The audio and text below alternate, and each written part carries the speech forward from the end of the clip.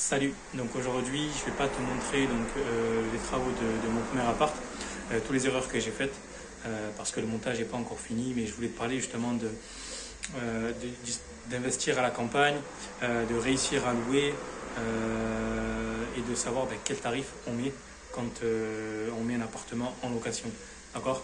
Parce que ça, c'est vrai qu'il y a beaucoup d'erreurs. On pense que du fait qu'on investit à la campagne, alors c'est risqué, on n'arrivera pas à louer, les locataires, en gros, c'est des cassos. Voilà, on a plein de choses qui tournent et sur les réseaux. Du coup, je voulais te parler de mon propre avis à moi. Parce que comme tu vois, je suis en train de faire des travaux. Tu vois, là, je suis sur la terrasse. Je te montrerai de toute façon. C'est un autre immeuble. Je le partagerai d'abord sur le groupe Investir dans un immeuble de rapport. Si tu y es, tu iras le voir en premier. Je vais les mettre en ligne cet été. Je vais voir, peut-être je vais faire un live en direct. Et si jamais il y a des questions à poser, vous pouvez me les poser. Je trouve que c'est sympa de faire un live en direct en vous montrant mon troisième immeuble. Voilà. Donc, je sais pas si tu as vu, si tu me suis un peu depuis le début. Si tu as vu un petit peu l'évolution au niveau de mes immeubles. Parce que chaque immeuble, en fait, est rénové différemment. En fait, il y a une particularité pour chaque immeuble. D'accord? En gros, je vais te faire simple. Mon premier immeuble, il a été rénové pour faire du cash flow. Alors, en gros, qu'est-ce que ça veut dire? Ça veut dire que, si tu veux, j'ai misé uniquement d'une rénovation sur la cuisine. Attends, je vais essayer de remettre ça comme il faut. Pourquoi ça fait ça? Voilà. J'ai misé uniquement sur la cuisine, c'est-à-dire que j'ai refait entièrement la cuisine à neuf, d'accord, sur le premier immeuble de cet appart, tu iras voir en début de chaîne. Et j'ai refait aussi la salle de bain, d'accord, pareil, parce que ça, c'est un gros coup de cœur. Sache que souvent, quand c'est des couples, ceux qui prennent les décisions, c'est souvent les femmes, d'accord? Et les femmes, qu'est-ce qu'elles aiment? Elles aiment les salles de bain, d'accord? Elles aiment la belle cuisine, c'est eux qui font à manger, elles aiment la belle salle de bain. Donc du coup, si tu as des belles salles de bain avec des grands bacs à douche de 120, où c'est aéré, c'est ouvert, etc., tout de suite, ça fait waouh, le coup de cœur. Et c'est celui-là que je veux d'appart. Et toi, tu as touché un point sensible. Et c'est comme ça que tu loues. Voilà. Et par contre, les chambres, j'ai pas rénové. Tu as vu, chambre, couloir et tout. Chambre, couloir et tout, j'ai pas rénové. Tu vois, on va dire, j'ai refait un coup de peinture classique, mais j'ai pas refait tout à neuf, d'accord? Et ça, c'était volontaire. C'était volontaire parce que sur mon premier immeuble, je voulais absolument beaucoup de cash flow, je voulais avoir un rendement élevé et surtout que c'était pas prévu, d'accord, de refaire entièrement tout à neuf. Voilà, comme par exemple, tu vois, cette plomberie-là, moi la plomberie sur mon premier immeuble, j'ai pas refait. J'ai pas refait, j'ai remis, on va dire, en état, d'accord, mais j'ai pas refait toute la plomberie à neuf, j'ai pas refait tout l'électricité à neuf. Bon, après, il n'y en avait pas besoin, encore, c'est du cuir. Mais c'est du cuir, non. C'est du cuivre. Mais voilà, c'était, on va dire, une rénovation basique. En tout cas, c'est comme ça que j'appelle basique, même si je remets une cuisine neuve, c'est basique. D'accord? Par contre, sur mon deuxième immeuble, et tu vas comprendre pourquoi j'ai fait ça. Sur mon deuxième immeuble, là, petit à petit, je vais essayer d'accentuer la réno, c'est-à-dire que je vais essayer de faire une réno plus poussée, où là, à ce moment-là, même les chambres, je vais les rénover. Même sur le deuxième immeuble, j'ai la toiture à changer, je vais la changer. J'ai la façade à faire, je vais la faire. Tu vois, pour vraiment avoir un immeuble quasiment 70 voire 80% neuf. D'accord? Et du coup, là, à chaque fois que je vais rénover, je m'en fous. Je ne vais pas penser forcément au cash flow, d'accord? Je vais penser plus à préserver le patrimoine, d'accord? Et tu vas voir où je vais en venir par rapport aux locations. Mais c'est important aussi de définir ces deux stratégies. Tu as la stratégie au fait qu'il faut rénover pour louer, mais tu as aussi l'optique de dire je vais rénover pour conserver et avoir un beau patrimoine. C'est important. Ça, c'est important. Et du coup, l'idée c'est ça, ce deuxième immeuble, pareil, à la fois j'ai acheté au bon prix, et à la fois, chaque fois qu'un locataire s'en va, j'essaye de rénover, faire du propre, le plus propre possible pour pouvoir louer. D'accord? Là, j'ai mixé un peu les deux. Et après, sur le troisième immeuble, qui est ici, tu vois, tu verras, comme je t'ai dit, je te ferai une vidéo euh, sur le groupe Facebook en live et tu vas voir, je vais te montrer l'extérieur et tout. Là, je vais te parler vraiment du projet, etc. Je t'ai pas parlé encore du troisième. Par contre, celui-là, là, on est plus du tout sur la même chose. On est déjà, c'est un logement, ce sont des logements que je vais mettre en location meublée. En fait, c'est un immeuble qui est composé actuellement de deux grands appartements et un appartement que j'ai rénové et un appartement que je vais diviser en fait en deux. D'accord? Du coup, je vais avoir un immeuble de 3 lots. D'accord? Et là, par contre, on est en location meublée non professionnelle, en LMNP. Et du coup, là, c'est pas la même chose. Je veux vraiment, encore une fois, monter la barre au-dessus, ça en termes de réno. Et du coup, c'est pour ça que j'ai fait appel à une décoratrice d'intérieur. Elle est venue, elle s'est basée, tu vois, moi j'étais pas trop sûr, j'allais garder le carrelage à l'ancienne, c'est des gros carrelages en pavé, etc. Tu vas voir, j'ai fait une vidéo cette semaine sur le groupe où je montre l'appartement que j'ai rénové. Et je savais pas trop, donc du coup j'attendais son avis, elle est venue, elle m'a dit ah non, il faut absolument le garder, ce carrelage, il est vraiment top.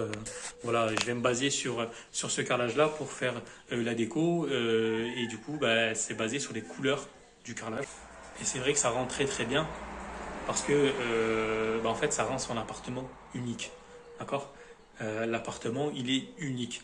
Et vraiment je voulais vraiment faire de la qualité sur cet appartement.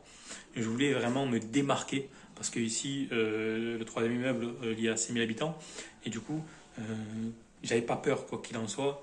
Il faut pas avoir cette image là de dire ouais on est en campagne, je rénove vite fait basique, je fais pas de déco, je mets tout en blanc et vas-y de toute façon dans la campagne en gros il y a que des cassos et ça ira bien. Non non, vraiment je te déconseille d'avoir cette vision là et pour moi c'est pas une vision qu'il faut avoir en tant qu'investisseur.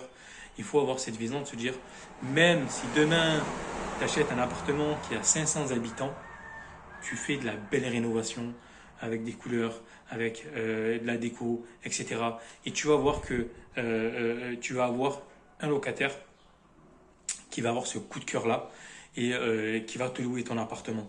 Parce qu'il faut savoir que quand tu fais de la belle rénovation, quelque chose de soigné, de propre, que ça a du charme, etc., déjà, tu vas attirer des profils de locataires qui vont pas regarder le loyer, le prix du loyer, mais qui vont regarder le coup de cœur.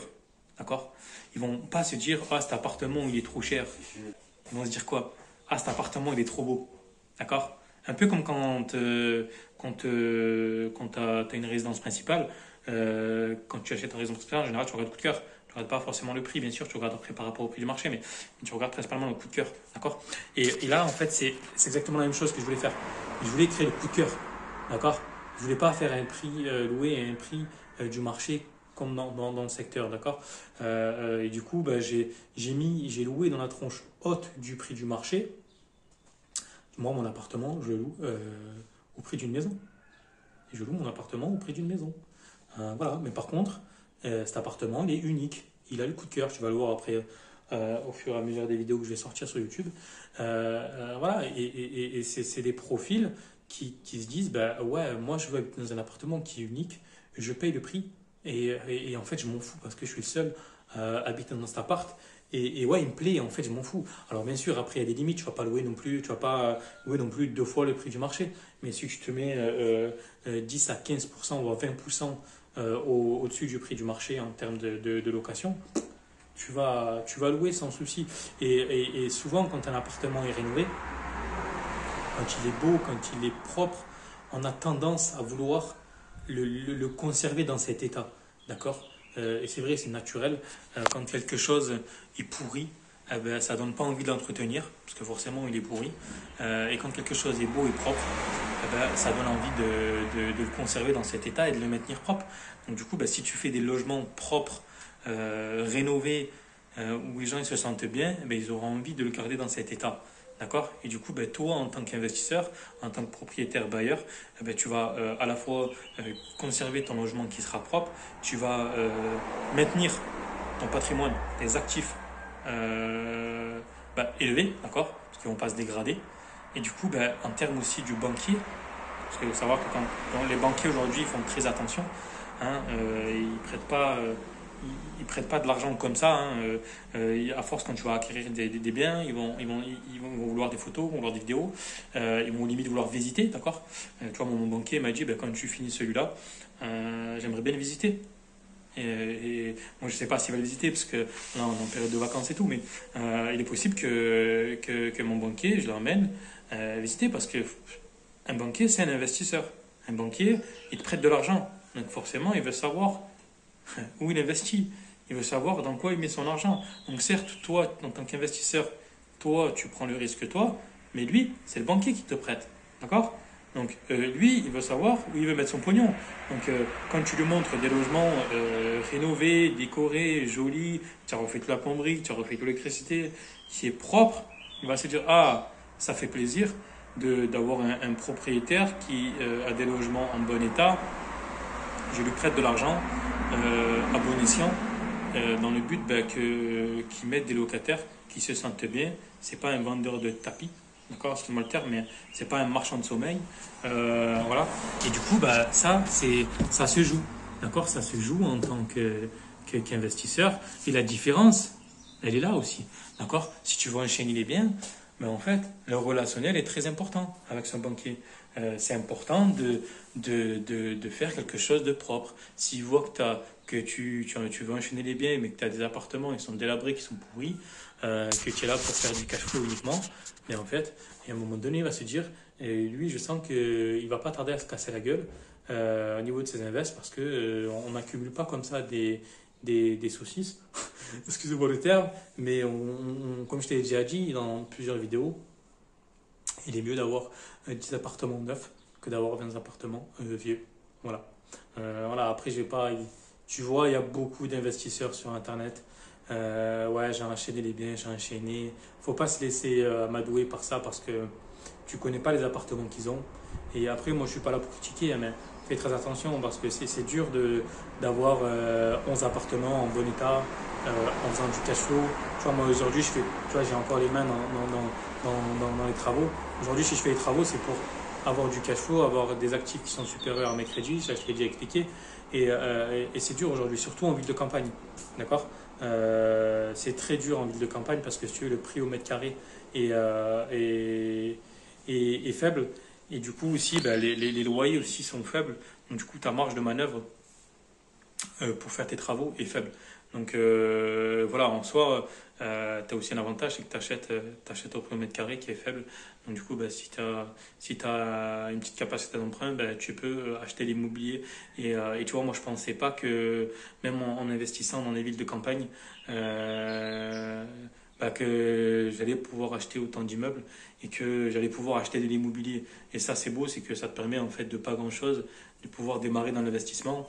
Et c'est pas parce que tu investis dans les villes de campagne que tu n'as pas autant de puissance que quelqu'un qui investit dans les grandes villes. D'accord.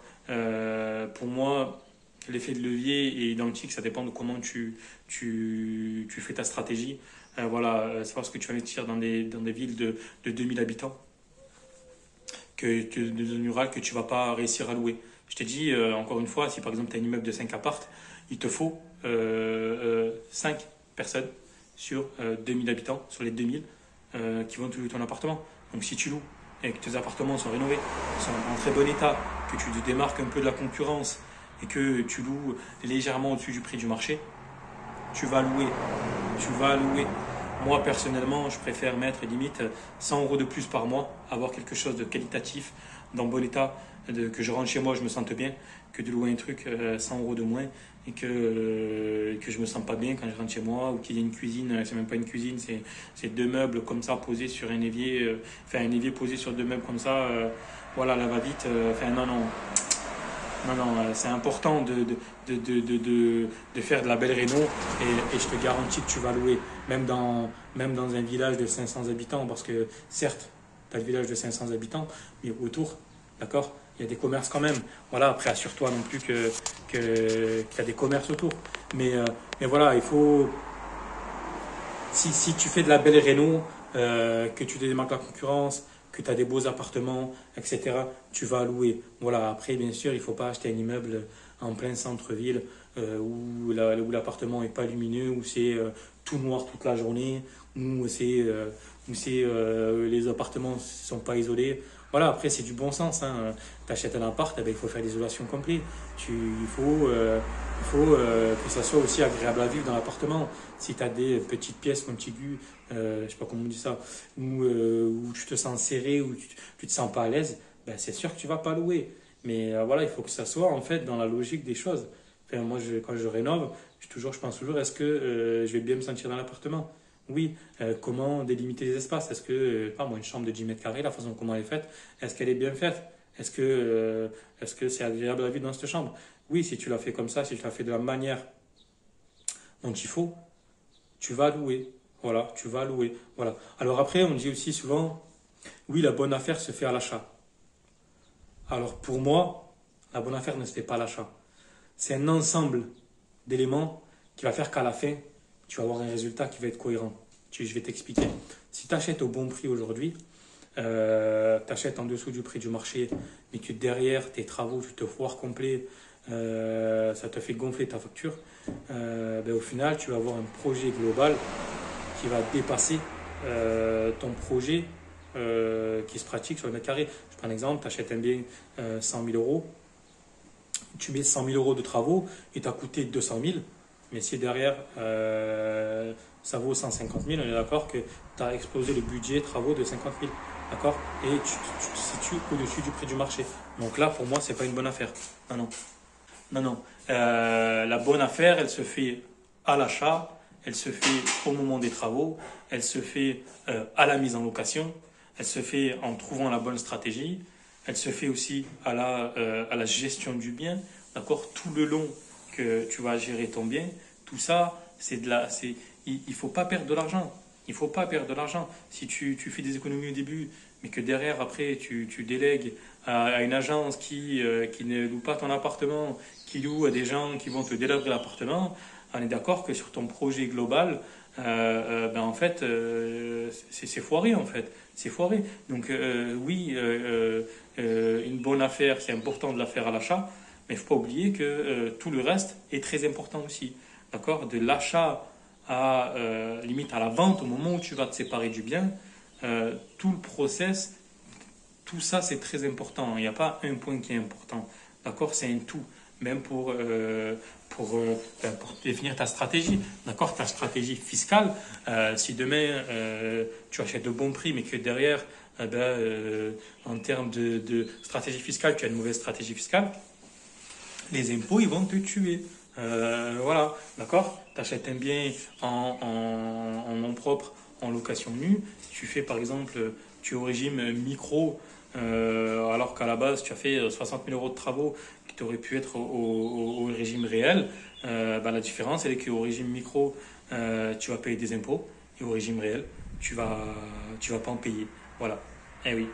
Donc, c'est pour ça que c'est important de maîtriser tout le process de A à Z et afin d'avoir un investissement qui soit rentable et qui te rapporte. Hein. C'est tout. Hein. Alors là, après, comme j'ai déjà dit, moi sur ma chaîne, je ne me prétends pas expert de l'immobilier. Je ne me prétends pas coach immobilier. Je suis un simple investisseur qui partage mes investissements, qui aime partager mes investissements et qui essaye de te donner mon point de vue, et ça reste que mon point de vue, sur les stratégies que j'utilise et sur des notions qui me semblent essentielles, comme là, à savoir comment louer son appartement. Voilà, je t'ai expliqué deux, trois conseils et je le vois, moi clairement je le vois sur cet appartement-là que j'ai rénové. J'ai vraiment rénové au-dessus, en gamme, j'ai vraiment monté en gamme. J'ai pas eu beaucoup de demandes, d'accord, j'en ai eu, j'ai pas eu beaucoup de demandes, mais par contre, les demandes que j'ai eues, elles ont été concluantes. Là, j'ai fait une visite parce que, bon, bien sûr, j'ai trié avant le dossier, d'accord, j'ai demandé voilà, la situation professionnelle, j'ai demandé les revenus, voilà, j'ai au téléphone aussi, j'ai essayé de filtrer un peu, voir si la personne me sentait clean, enfin, voilà, et une fois que j'ai filtré tout ça, que j'ai reçu tous les documents, ça me paraissait OK, j'ai fait visiter. Et là, ils ont visité, ils ont pris des photos. Et tu sais que quand les gens ils prennent des photos, c'est qu'en général, ils ont kiffé pour montrer aux parents, pour montrer à leurs amis. Et du coup, voilà, j'ai loué sans problème. Là, j'attends de finir les travaux. J'ai encore à peu près une semaine de boulot. Et après, je leur laisse l'appartement. Tu vois, et Monji, j'ai dit, bon, après, vous allez faire comment? Si jamais il est dispo et que vous avez encore l'appartement. Il me dit, non, mais moi, je m'en fous. Même s'il faut payer deux loyers, le loyer actuel et mon ancien loyer, je m'en fous, je veux cet appartement. Euh, voilà. Donc, du coup, là, tu vois que c'est des gens, quand ils te disent ça, tu vois que c'est des gens qui ont des moyens et qui ont de l'épargne et qui sont prêts à mettre de l'argent pour pouvoir louer un appartement comme ça. Et c'est gage aussi de sécurité. Tu dis, ils ont de l'argent de côté. Si demain, voilà, ils ont X ou Y problème, ils ont de l'argent de côté, ils peuvent te payer le loyer. Voilà, si en plus de ça, tu prends l'assurance, la GLI, d'accord, garantie loyer impayé. Alors là, je vais voir parce que c'est possible que, en fonction du plafonnement, du montant des revenus qu'ils perçoivent, c'est possible qu'ils n'ont pas le droit à la GLI, d'accord, à Visal, d'accord. C'est eux, en cas, si demain ils ne payent pas le loyer, en gros, Visal prend, prend le relais. Et du coup, apparemment, d'après ce que j'ai su, quand tu gagnes trop, en fait, c'est possible que Visal, qu'ils ne peuvent pas souscrire à Visal. Donc je leur ai dit, il y a des assurances externes, comme, je sais pas moi, Alliance, je sais qu'il me semble qu'ils le font, où tu payes une mensualité. Et du coup, en fait, tu n'as pas besoin d'avoir de garant. Tu prends cette assurance-là, c'est eux qui vérifient tes revenus et en fait, tu as une attestation comme quoi que si demain tu ne payes pas le loyer, en fait, c'est l'assurance qui prend en charge. Et du coup, ce document-là, tu le donnes au propriétaire. Et voilà, au moins tu sais que toi, demain, si eux ils ne payent pas le loyer, c'est l'assurance et Alliance qui vont prendre en charge les loyers impayés. Alors bien sûr, il faudra regarder toutes les conditions, d'accord. Tu as le contrat, il faudra bien regarder leur contrat, voir quel type d'assurance ils ont pris en charge, d'accord. Parce que là, en l'occurrence, tu vois, moi c'est un logement meublé. Il faut voir si demain ils dégradent tous les meubles, etc. Euh, voilà, il y a plusieurs types d'assurance. Donc, c'est important de prendre le bon contrat pour que tu sois, toi, en tant que propriétaire bailleur, assuré et que eux aussi, de son côté, ils sont assurés. Après, il y a aussi l'assurance du logement. Après, voilà, toi, il faut que tu prennes l'assurance de propriétaire non occupant. D'accord, ça aussi, c'est important. Voilà, que si demain il y a un problème, parce que ça peut arriver, hein, même si demain la personne a des bons revenus, elle peut demain se retrouver dans la merde. Hein. Clairement, on n'est pas à l'abri de rien hein, aujourd'hui, pas parce que aujourd'hui tout roule que demain peut tout rouler. Et ça, il faut l'anticiper. Voilà. Voilà pour cette vidéo. Je te souhaite de passer une très bonne journée et puis je te dis à plus. Allez.